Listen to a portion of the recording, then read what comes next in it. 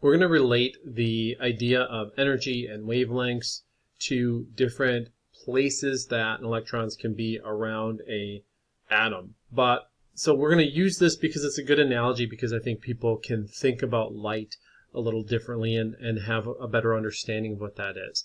So I want to talk about some of the properties of light and wave frequencies and what how they interact with each other. So one of the things that these properties of wavelengths have is that they have interference. So they can have constructive interference, where we can increase these different wavelengths of the same frequency. If we put them together, we can increase the amplitude. Again, that's kind of it. On a receiver, you increase the amplitude, that increases the volume, kind of how much is there. So those can add together.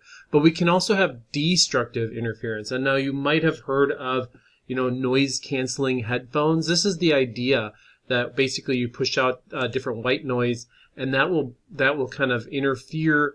That'll connect and go into this destructive interference mode, where it will cancel out some of the outside noise that's coming into your ears from outside, maybe not, your music, for example. So it'll cancel that other stuff out so that it sounds quieter to you, and you can focus on the music that you're listening to, for example.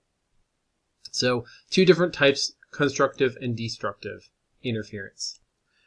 There's another idea where we can have different types of waves. So we can have traveling waves. So you think about a wave on an ocean that's kind of traveling through space, sideways or diagonally through and hitting the shore.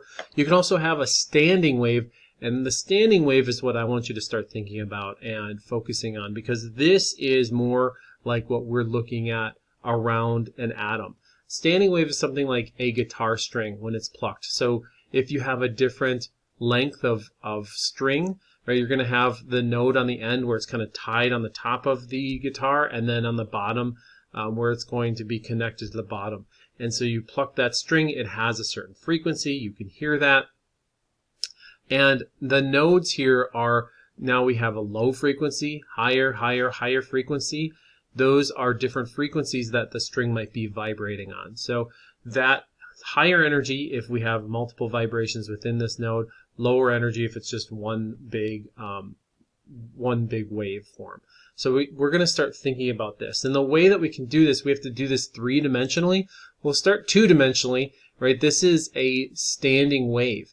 And what we need to know, this is kind of the reason that only waveforms can have only certain sizes, because if we have something around here, this is why we were talking about that Bohr model, where you can only have certain frequencies, because the frequencies have to match up, otherwise they'll cancel each other out. We'll have that interference, and then it won't work anymore. So the only place an electron can be is where we can have that frequency that matches up perfectly and provides the same frequency around the element that we're talking about. So this is the reason that we can only have certain frequencies within and packets of energy. And so this is kind of a two-dimensional. We can kind of look at this idea where this is the nucleus, and you have these nodes where we don't see electrons here, and antinodes where we see electrons. And here are the different places. This is kind of a lower frequency energy model, and we can have a higher frequency energy model in the same space, right, in the same approximate radius from the nucleus, with different wavelengths. So this is different ways of showing you the energy levels of an atom. So we can relate those energy levels and the different nodes using this equation. Don't worry, we're not going to get into the math a lot, but I do want to explain it to you quickly. So this was defined by de Broglie, a physicist who started to look at the numbers and understand these different energy levels. So the energy, E, is equal to the number of nodes. So the number of those, basically it's related to the frequency, multiplied by Planck's constant, which is just a constant that is defined, divided by 8 times the mass of an electron, which is pretty tiny, times the length of the string. Basically, that's telling us how big that shell is. And what we can see, if we have a really long wire, which is where we're talking about L is going to be a long length, we have different steps here, and these are the quanta energy. There's certain different amounts of energy. And then if we have a shorter string, that changes where we have different nodes, how they can fit in there. So it's just kind of this whole idea where we were looking at this structure. These would be the same length of wire, but we would have more ends or more nodes on the right side than the left side. So these are different energy levels, is basically what that equation is telling us. So the second part of this chapter is really talking about these different wave functions and the Schrodinger's equation. This gets into a lot of calculus and a lot of organization of mathematical principles to define three-dimensional shapes that would be created based on how many nodes there are.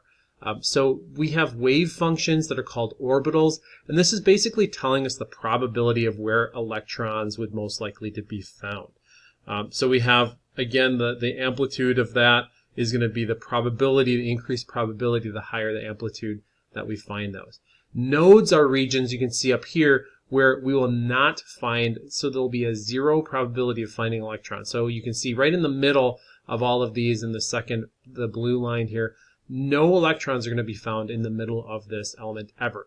They're all only found on the outsides in these antinode areas. Our book describes pretty briefly some of these ideas about the quantum numbers and how they're associated. Again, really, quantum numbers are numbers that are describing the amount of energy in that system.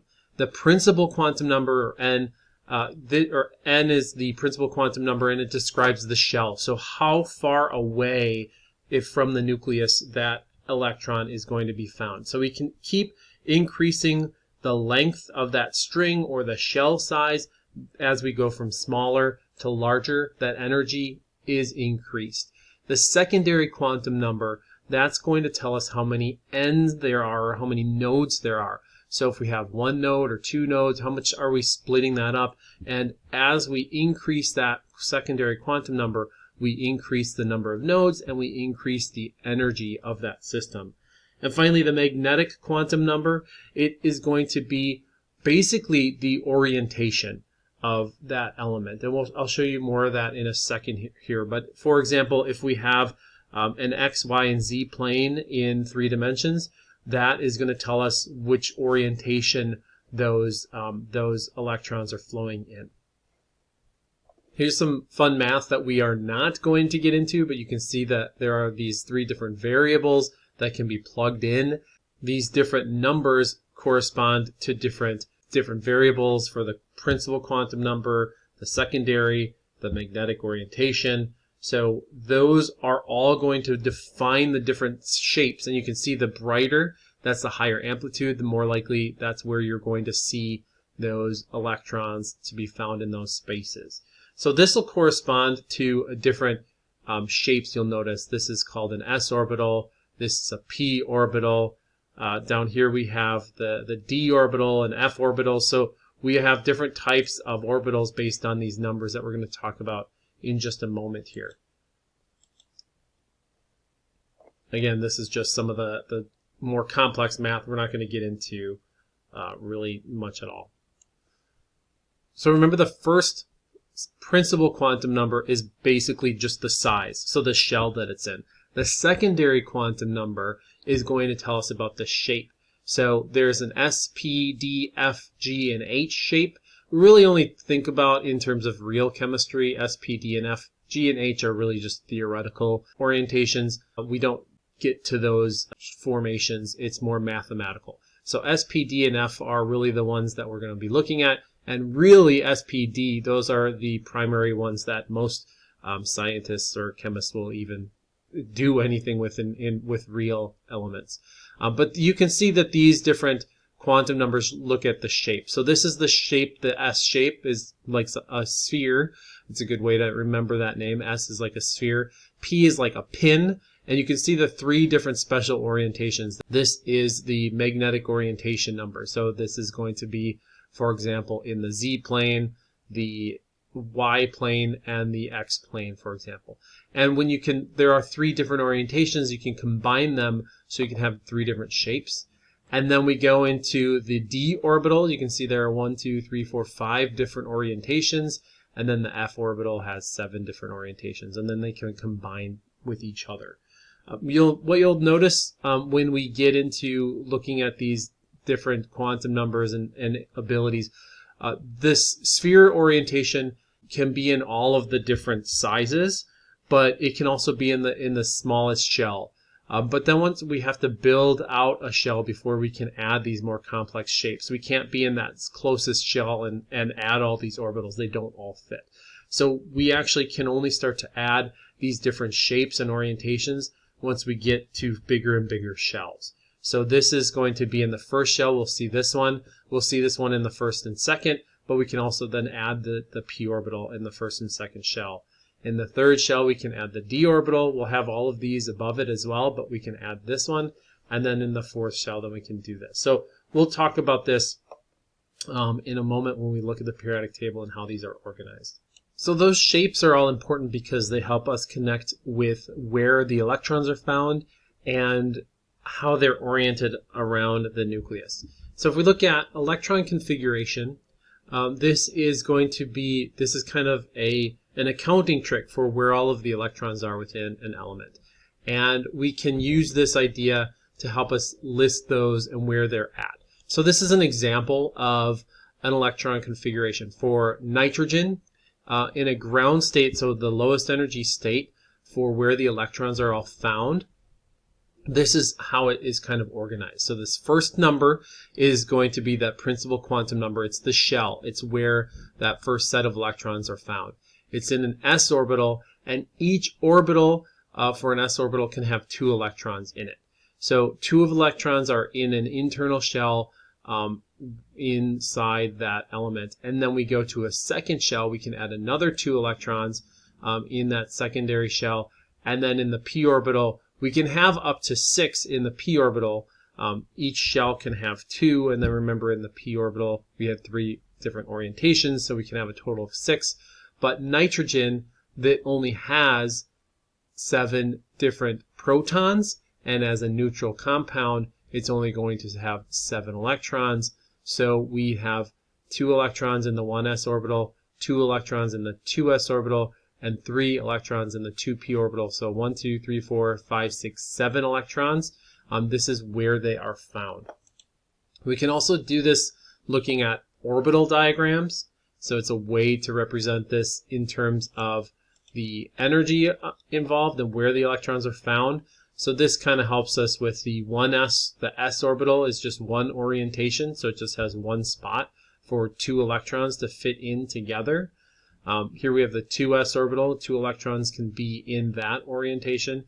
And then the p orbitals, we can have 3 different orientations of that and 2 electrons in each orientation. But they're going to split up into these different orbitals. So we'll have 3 electrons. That's where this corresponds to in the 2p orbital. So that's how the electron configuration kind of relates to the orbital diagram. Just different ways of showing the same thing, just to get an idea. This is an energy level diagram for multi-electron atoms or ions, and this is basically that equation I just showed you, and they're going to fill in from the low energy to the higher energy. So you can see, how do we put electrons in it? So we have the Pauli exclusion principle, lowest energy to highest, as I just mentioned, 2 electrons per orbital, per orientation, and then spins have to be paired together. So you'll have an up spin and a down spin, so that there's some attractive force that keeps those electrons together. So here's an example. If we have 1 electron, it's going to start in the 1s orbital. The second will start in that 1s orbital as well. And this is where we're talking about spins must be paired. So there'll be an up and down spin paired electron. Then the next lowest energy is the 2s orbital. So we'll fill that one in. The next is the 2p orbital. Those will generally, you can kind of think of these orbitals as little homes or little apartments. And if you have a house with a 3-bedroom house in it, and 3 people, typically those people are going to want to take their own spaces first before they add in another person. So here this would be the same element, the nitrogen we talked about, and this is how they fill in, and this is how we show these orientations and how this works. Again, this is Hund's rule, this idea of having the different apartments. They'll like to tend to fill in half electrons. because there is some repulsive force of electrons because they're both negatively charged. These up and down means they have some spin that gives them magnetic properties that allows them to be together, but they do prefer to be on their own. So here is the n where the Z number, the number of protons is 7, which means the number of electrons, since there's no charge on this, are also 7. They have to be equal if it's neutral. So this is just, again, the 1, 2, 3, 4, 5, 6, 7 going from low to high. So this represents this electron configuration, 1s2, 2s2, 2p3. Here is a larger element, vanadium, and we're going to have, with protons, there are 23 protons, which means there are 23 electrons since it's a neutral molecule. And we're going to add 2 for here, 2 in here, 2 in each of these, 2 here, and 2 in each of these. We're going to add 2 in the 4s orbital, and then we're going to have 3 left over, the 23. So this gets us to 20, and then we'll have 1, 2, and 3. They'll each take their own spot in here. So we can add these. You can kind of watch them. 1, 2, 3, 4, 5, 6, 7, 8, 9, 10, 11, 12, 13, 14, 15, 16, 17, 18, 19, 20, 21, 22, 23. And that's where those will line up. And then we can do our electron diagram here where we have the 1s2. We have 2 electrons. That's where that superscript goes. It's in the 1s orbital, the lowest energy orbital. Then we get to the 2s orbital. It has 2 electrons, 2p6, 3s2, 3p6, 2, 4, 6 electrons here. And then we're in the 4s orbital, has 2 electrons, and then there are 3 electrons in the 3d orbital. All right, the question is, do I have to pull out this chart every time I need to figure out an electron configuration? The answer to that is no. No, you don't. Because the periodic table is actually organized in a way that helps us look at this and figure this out. So if we look at the periodic table, it's actually broken up into different columns. So in the left side, there's 2 columns, and these represent the s orbitals. We have 6 columns that will represent p orbitals. The 10 columns in the middle are d orbitals, and then 14 columns are f orbitals. So here, this is a way that we can write on. It's a good idea to print out a normal periodic table and kind of add these little notes on here. Sometimes this will be called the S block, the D block, the P block, the F block. But this helps us to understand, and you'll notice that helium and hydrogen are kind of weird because typically hydrogen is shown over here and helium's over here, but those kind of go in that first block. So this is a way that we can do this relatively easily, and we can kind of just walk through this orientation to show us what the electron configuration is going to be. So let's look at this idea in terms of silicon and the correct ground state. So when we're going to have 2 electrons in the s orbital, so we have 2 blocks, and I'm going to show this to you on this diagram and then go over to a normal periodic table as well. We'll have 1s2, 2s2, 2p6. We can have 6 electrons over in the p orbitals, 3s2. Then there's this hole here. We jump over to the 3p1 and then 3p2. So we have the 3p2 is the final set there. If we move over here, we can do the same thing, right? We have the S block, the D block, the P block, the F block, and we just go according to the number. We have 1s2, 2s2, 2p6, 3s2, 3p2. So that's exactly how we would do that as well.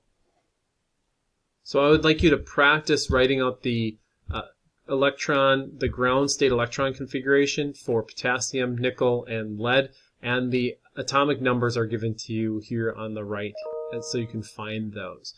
So practice that, post that in our Blackboard space, and then we'll move on to the next kind of part. Here's another way to look at this too. We can do for each element, the ground state electrons. We have 1s1 for hydrogen, 1s2 for helium, the 1s1, 1s2, or sorry, 1s2, 1s2 for the ground state, and then we add the 2s1 for lithium, 2s2 for beryllium. So this allows us to kind of go through each element and figure out where those energies would be. So it's a different way to look at it. I think it's easier probably once you've done it to use the periodic table, but just another view just to give you perspective. And you'll notice that up here, once we get to the f orbitals, these are really manufactured compounds. We're starting to kind of create things that, you know, we're pushing together protons, and they're difficult to keep together to have a long lifespan, but they fall apart. So a lot of these on the top end are manufactured. So most of the stuff that we'll be considering are higher on the periodic table but lower in energy. I also wanted to introduce you to the noble gas configuration just to make it a little easier if you are doing something with a higher atomic number.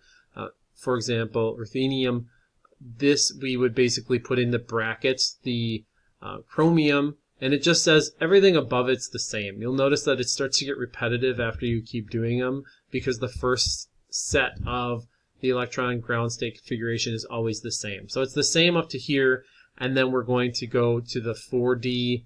We're in the fourth 4D row, and then 5s2. So we're right here. You might wonder why I have the 5s2 here and then the 4d6 here. And the reason for that is, we're going to talk about this, is we're only worried about the electrons that are on the outside. Remember that the number, so this is the 5s orbital and this is a 4th orbital. That means this 5 is at a larger shell. It's on the outside. And these electrons here are going to be exposed to the outside elements and conditions, and these 4D electrons are tucked inside internally, so they're not really going to be as available for chemical reaction. So we put what these are called the valence shell electrons, and the s and the p orbitals are always going to be valence shell. The d, f orbitals, those are always going to be tucked inside, so they have a little less to do with the chemical reactivity that we're going to see with them. And then as we start doing Lewis structures, we're only going to be considering the s and p orbitals for those Lewis dot structures we'll start to do. So why do we care about where these electrons are and the orientation and how they're organized? The big idea is that the electron configuration defines the shape of where those electrons are, and they also define the chemical and physical properties of that element. They will change how kind of those electrons that are floating on the outside, depending on how close they are to the nucleus and their orientation, it'll dictate how well they're able to leave or how well they're able to attract other electrons around it. So we are starting thinking about these atoms as individual kind of units, but they start to organize and electrons start to combine with other elements, and so that is what creates chemical bonds. And those electrons, depending on where they are in space, or those spots, those empty holes where we have a shell but maybe we don't have, or we have an orbital that has one electron in it and it's empty, we can combine empty orbitals with other elements, and then we can start to create covalent bonds. We can have this idea of, this is an important kind of concept here in this next part. It's called shielding, and this is also described at the end of chapter 2 in your book. It's talking about the size, and it's really interesting to look at that because it's kind of counterintuitive. As you add more electrons into an element, as we go from the left to the right side of the periodic table, you might think, oh, there are more electrons there, so that I should be getting a bigger and bigger and bigger atom as I move from left to right. But it's actually not what is happening. It's actually you can see the atomic radius is actually shrinking as we add electrons. And the reasoning for that is because we have these different shells. So For example, if we look at lithium, it has 3 protons inside. And we remember if we have 3 electrons, we have to have the 1s orbital will have 2 electrons in it inside. And then we can jump up to the second shell, which is the 2s shell. We can have 1 electron in it. So we have 2 electrons in the middle and then 1 electron in a further out shell. So this idea of shielding is that we have with lithium, we have a +3 protons in the middle, in the nucleus, and then we have a core of electrons in the 1s orbital that are shielding this outside electron. So essentially this 3 minus 2, so we have a +1 charge that this electron is feeling in this instance. But now let's go to the next element over on the periodic table. Here we have lithium again with the +3. And let's look at then what happens with beryllium, Be. We're going to add a 4th proton in the middle. So I'm going to draw a 4 plus in the middle here. So now that's our nucleus. The next step is we're going to then change this outer shell. We're going to have still the 2 minus core here, right? That's going to be the -2 core. I should make this a little more circular. Sorry. And now we're going to, now what is coming out of here, what is this feeling? We're going to have essentially this kind of positive charge that gets through here. This is just going to be a +2. Right here we have 3 minus 2. It's a +1. So if I have electrons out here in the periphery, and I'm going to draw this second orbital. So here we have this is the 1s and 2 electrons in here. And then this is the 2s with 1 electron. So this is also the 1s with 2 electrons. And then this is the 2s. Now we have 2 electrons because this is beryllium instead of lithium.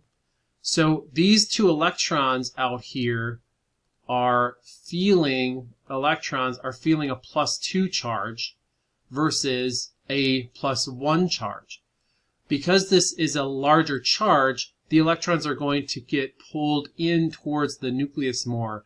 And if we go from lithium to beryllium on the periodic table, we're actually going to get smaller because the pull is greater. And then we go to boron, we have a +5 charge. So then it gets pulled even further. And then we go to carbon, nitrogen, oxygen, fluorine, neon. The number of protons in the middle increases.